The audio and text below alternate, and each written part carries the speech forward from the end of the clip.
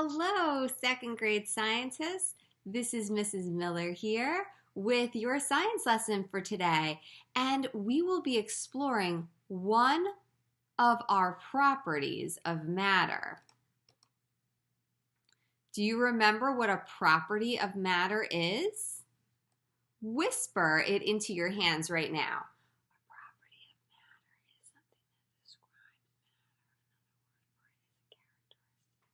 All right, let's find out if you were right. A property is a way to describe matter. Another word for a property is, drum roll, a characteristic. Say that word, characteristic. Very good. So property and characteristic mean the same thing. It's a way for us to describe matter. Now there are many properties of matter. These are just some of them. One is color. Can you think of some other properties of matter? Name them across your fingers. Ready, set, go.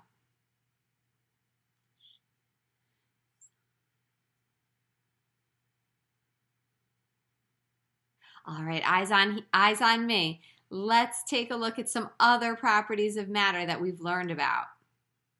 So we have color, we also have shape, we have texture. Does something feel smooth or rough, soft or hard, bumpy or smooth?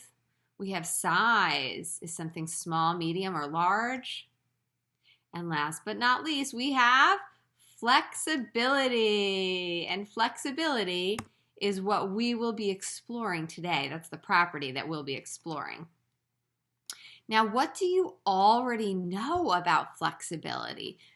Jog your memory. Think back. We spoke about flexibility earlier in this unit. Think about what you already know and whisper it into your hands right now.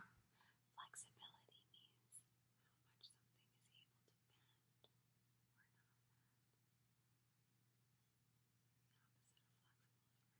able to bend. Okay, let's see what you remember. So we learned that when something is flexible, it means it's bendable. We can bend it. And when something is not bendable, the word that we use to describe that is rigid. So here are some examples of things that are flexible or bendable. This girl is a gymnast and she is very flexible. Do you see how far she's able to bend? These bendy straws, they're very flexible. This slinky is very flexible. Now, how about some examples of things that are not bendable, things that are rigid? This cane, the desk, a mug, all of those things are rigid. You cannot bend them. If you try to bend them, if you use like extreme force to bend them, do you know what would happen to them? They'd break. Yeah.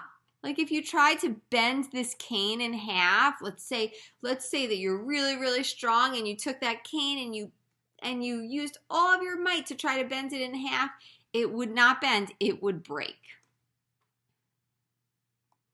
Now we're going to read this book together. It's called Is It Flexible or Rigid? Afterwards, we'll discuss what we've learned, so make sure that you're listening really carefully and paying attention to any new things that you learn in this book. All right, are you ready to grow your knowledge? If you are, please put your thinking cap on because we're going to need to do a lot of thinking while we read this book. So take that thinking cap, put it on your head, and get ready to grow your knowledge. This book is called Is It Flexible or Rigid? It's written by Sheila Fletcher.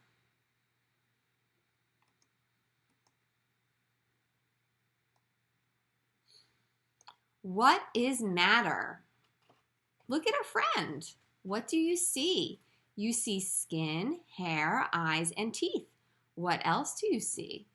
All of these different things are the same in one way. All things are made of matter. That's right. Matter is anything that takes up space and has mass. such as a shoe, a desk, a chair, or socks. Mass is the amount of material in an object. We knew that already, right? Properties. Different kinds of matter have different properties. Properties describe how something looks, feels, tastes, smells, or sounds. For example, hard and soft are properties that describe how something feels. Sweet and sour are properties that describe how something tastes. Here's a question for us to answer. What words describe how these animals move? Can you please describe how the turtle moves and then how the rabbit moves? Go ahead and turn to somebody near you. If you're at home, you can turn to someone in your house or your imaginary science partner. If you're in school, just turn to someone sitting near you and describe the way that the turtle and the rabbit moves. Ready, set, go. You have 10 seconds.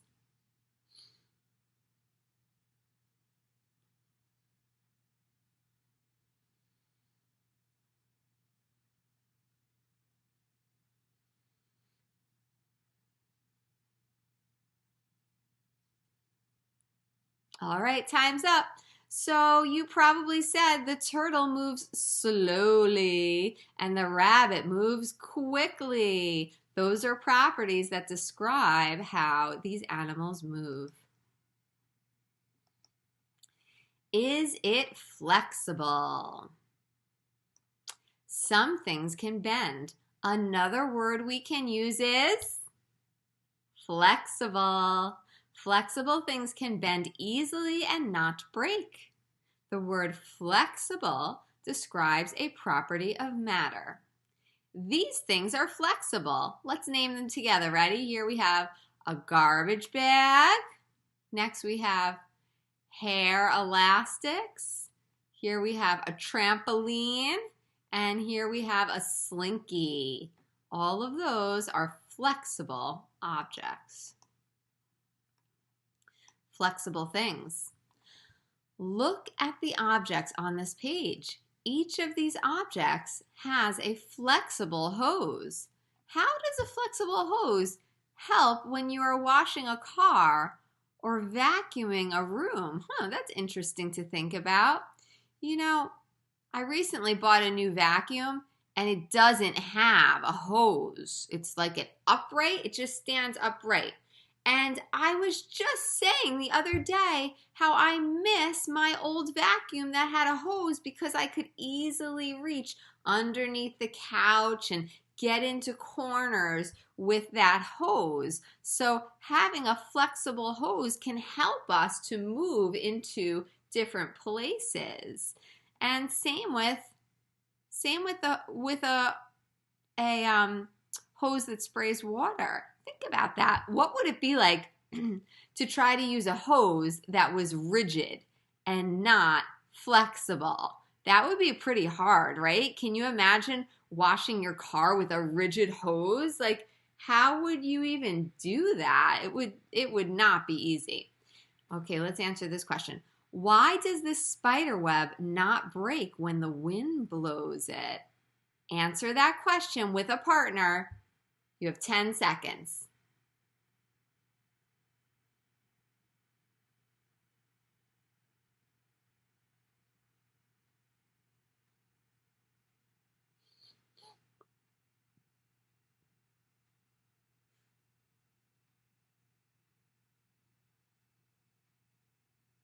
Time's up.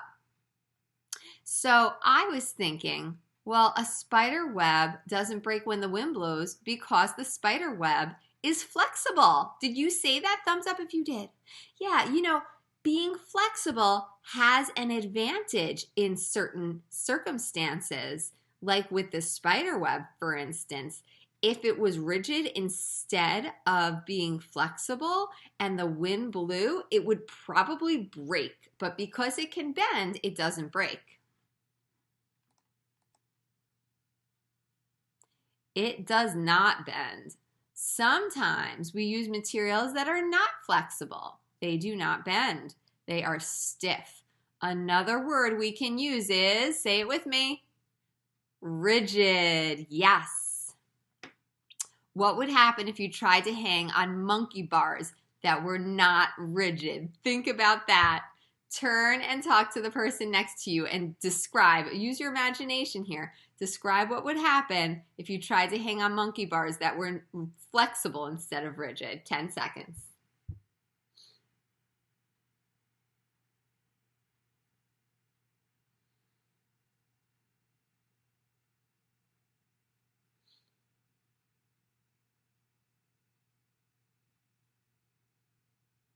Eyes on me. So I was using my imagination to think about what that would be like.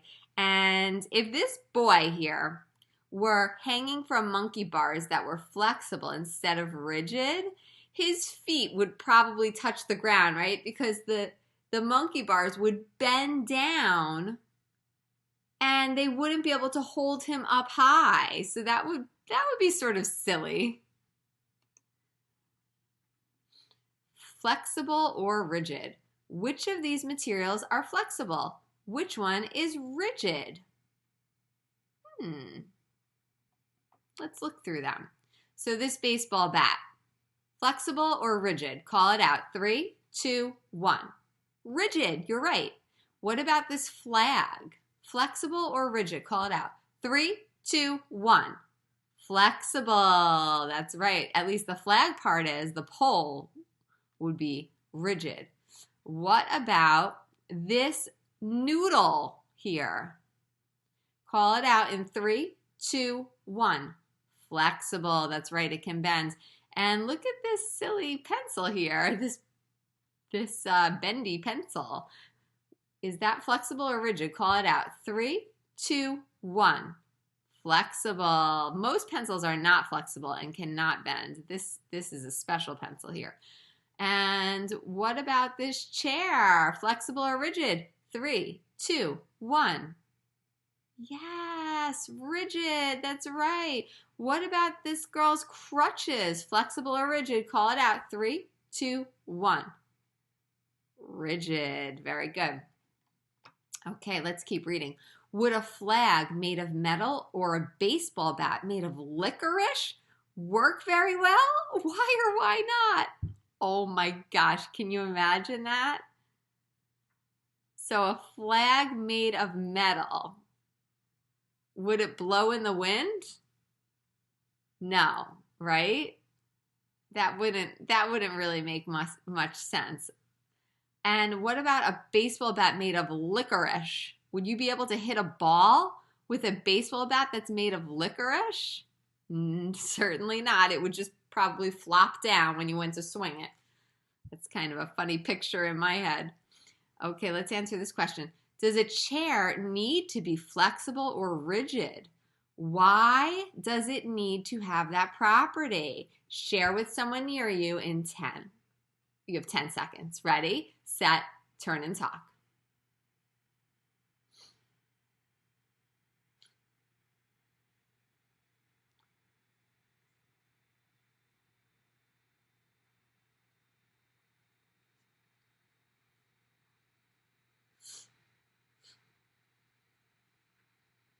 Eyes on me, everyone. So did you say something like this? This is what I was thinking. I was thinking a chair needs to be rigid. If it were not rigid, when someone went to sit on it, they would fall. It would bend and it wouldn't hold them up. That could be dangerous. Not quite rigid. Cooked noodles are flexible and can bend. Noodles that are not cooked are rigid and will break if you bend them. Rigid objects that are big can also break. Bridges and buildings are tall and rigid, but they must also be a bit flexible, or strong winds could knock them down. Tall bridges and buildings are built to sway or move back and forth a bit in high winds, so they do not get pushed over. Isn't that amazing?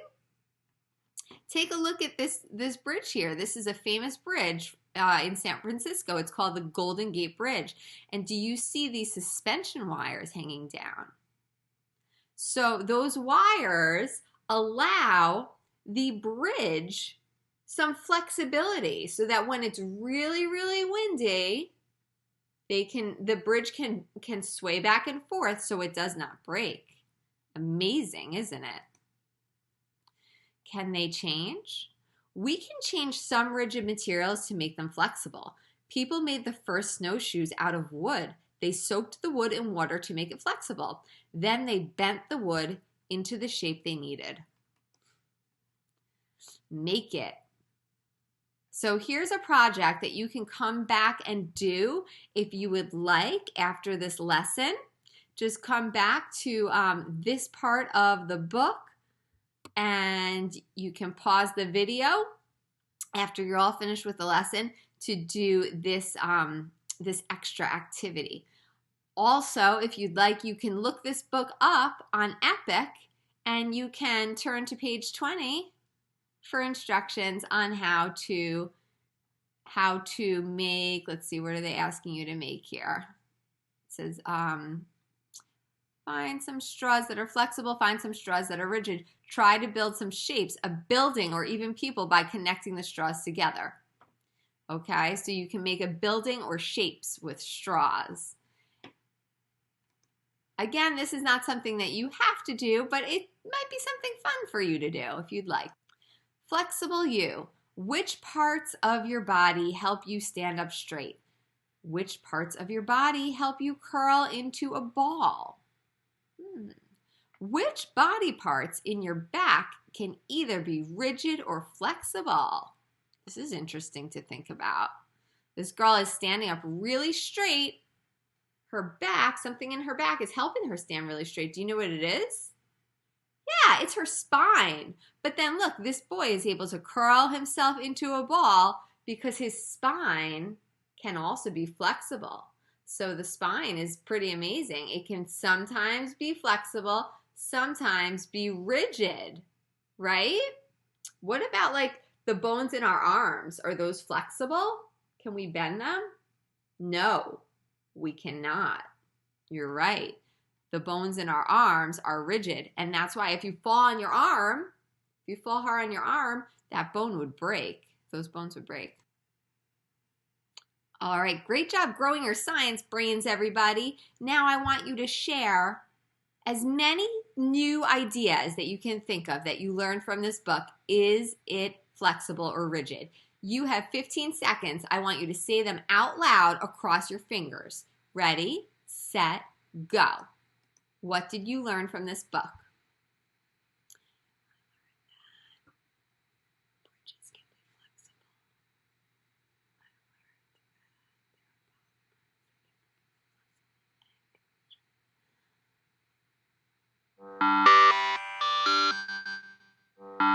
All right, time's up. Thank you for sharing. Now I have 2 questions for you to think about. Can an object be very flexible? Can an object be just a little flexible? What do you think? Thumbs up, thumbs down to both questions. Thumbs up, right? Yeah. Some objects are very, very flexible. Some are just a little bit flexible. And then we have things that are in between. How can we tell if an object or a person is more flexible than something or someone else? Well, I guess we can tell by thinking about how much it's able to bend. For instance, this boy is a little bit flexible. He's able to bend down to his knees. This boy is more flexible. He's almost able to touch his toes. This girl is even more flexible. She is able to bend all the way down and touch the floor. And then this girl is very, very flexible. She's able to bend all the way over, almost touching her nose to her knees and also her hands to the floor. She must be very, very flexible. Did you know that you can make your body more flexible than it already is? Well, you can. Do you know how to do that? You can make your body more flexible by stretching it. That's right. If you stretch regularly, maybe every day, you will become more flexible. So right now, please stand up, push in your chair. I want you to stand just right behind your chair. We are going to be guided through some stretches in this video here. And doing stretches like this every day will make you even more flexible.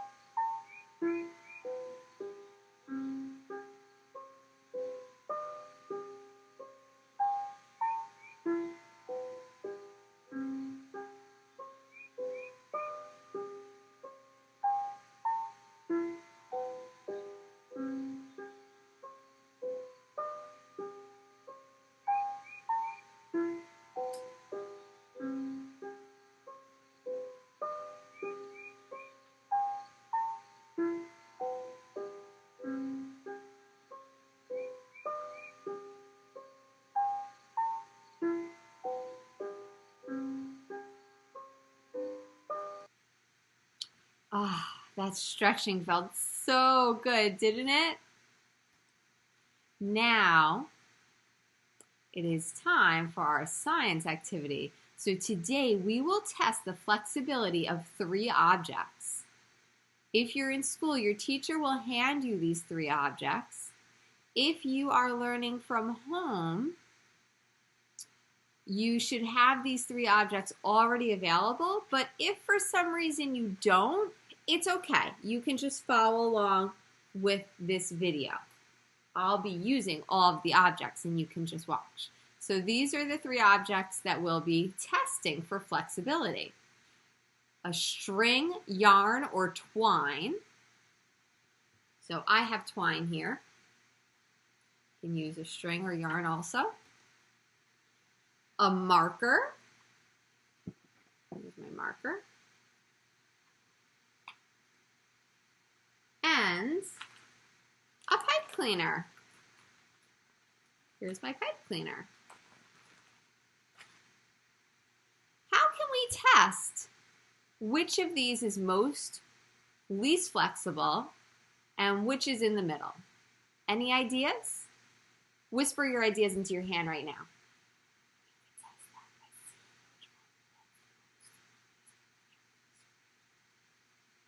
All right, so maybe you're thinking, well, we could see which one bends the furthest. And that's a really great idea. If you said that, good thinking. But you know what I was thinking? Like, so if I bend the string, for instance, then when I go to record my observations, it will unbend itself. So I was trying to think of a way to solve that problem. I know.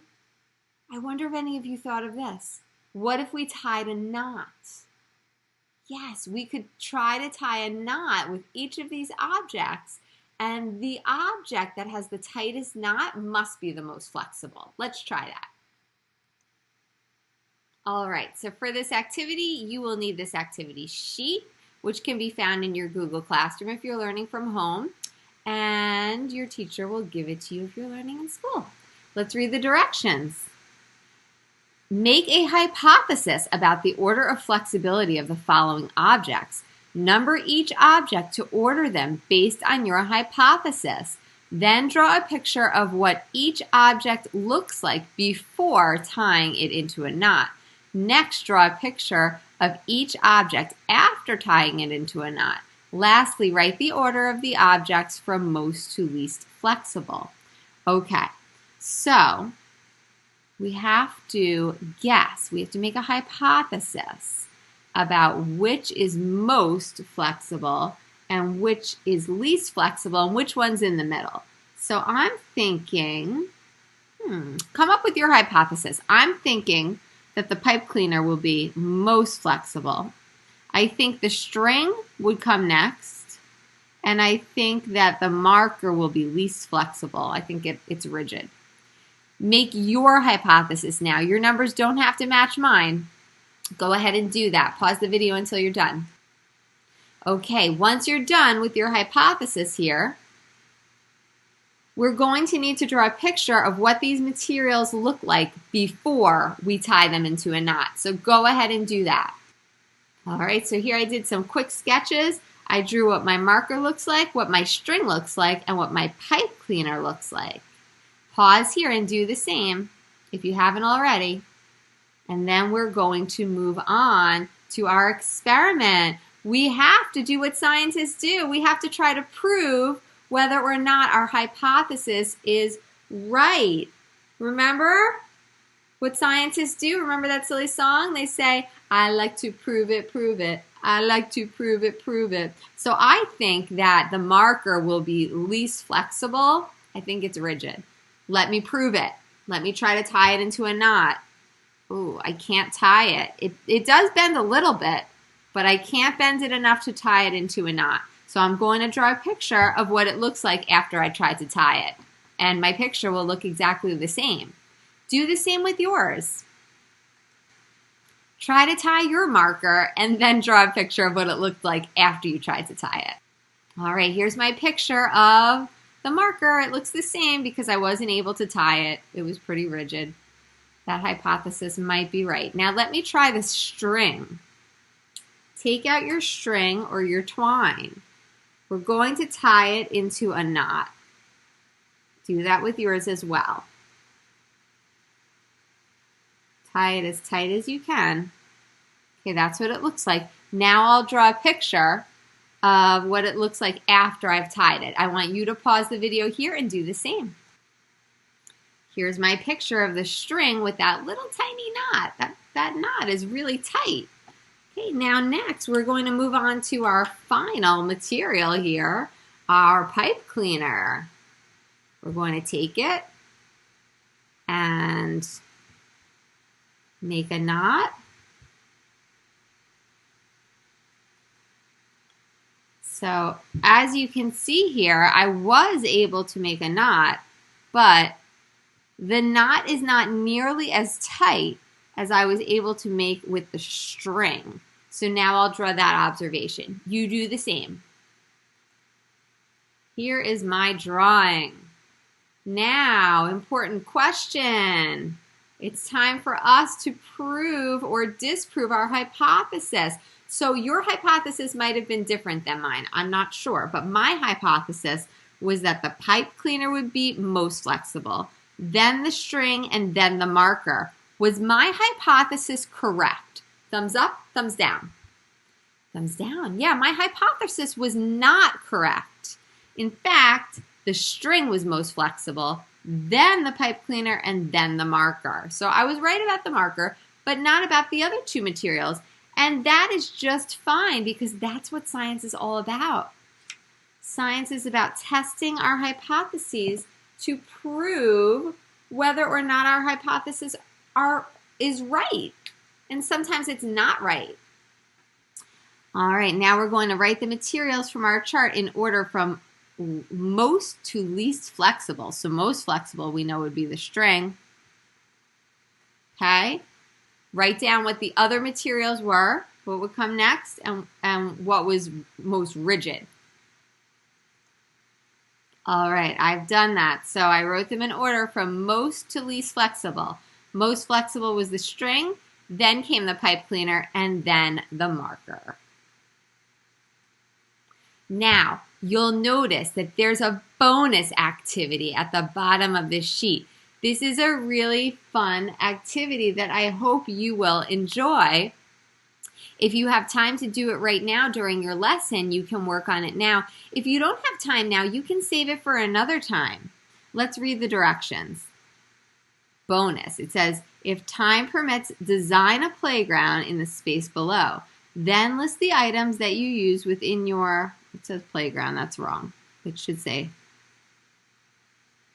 this is all wrong. This should say obstacle course, and that will be fixed on your sheet. I'm sorry about that.